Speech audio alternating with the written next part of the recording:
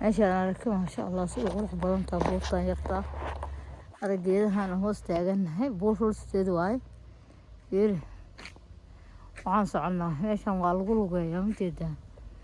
meelaha lagu lugeeyo laakiin meeshaan hadeer meelahaas lama korayaa u malayn meelo la koraya halkaasa la cabsamaa meelahan geedaha dhirta aan dhex socdno kaamira ku xiran haddii qof lagu dilo xataa waa lasoo saaraa aan ku dhah bilaash ma ahan aan ku dhah kaamira ku xiran kaamiradaasa dib loo baaraa wixii meeshaan ka dhacay saasay dhulkooda u quruxsan fiiri kor iyo hoos maasha allah cawsaa ka baxaayo cagaara ka baxaayo quruxaan ku dhah maasha allah kuraas lagu nasto xataa waa leeyihiin meeshaas sida loo socdo waxaas buura waa maasha allah gabadheeda yariista ah ila socotoo daashay maasha allah kabaxooyo waa la noqdayaa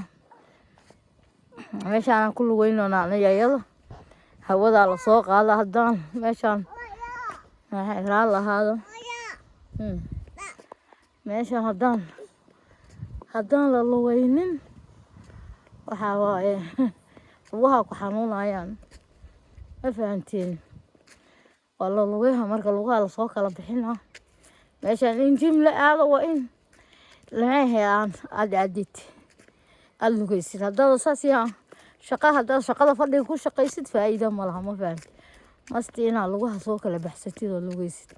taasaa muhiim ah ma fahanti taasaa muhiim ah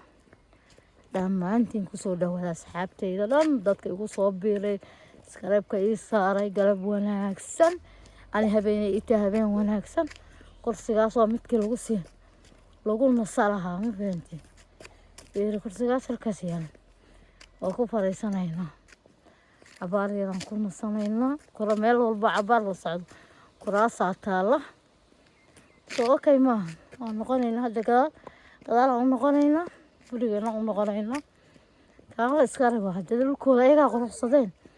saan soomaaliya inuu qurux badnaataaba kasii jeclaa lahaaba yaa marka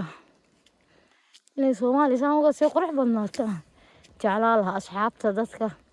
fiirsada fiidiyowayaashayda waxaan ka codsanaa inaad iskaraab ii saartiin walaalahey dhammaantiin waan walaashiin waxaan ka codsanaa haddaad igu cusubtahay inaad iskaraabka ii saartid oo inta i fiirsata aad iga tagin insha allah biidnillaahi kariim hadda maqaayadda adinkaa iska leh maqaayadda adinkaa la rabaa inaad shidiin ma fahantiin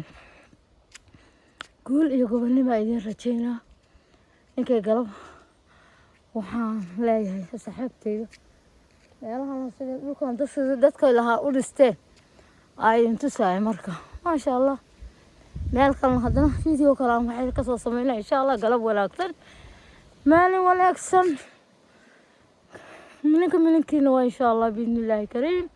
guuleysta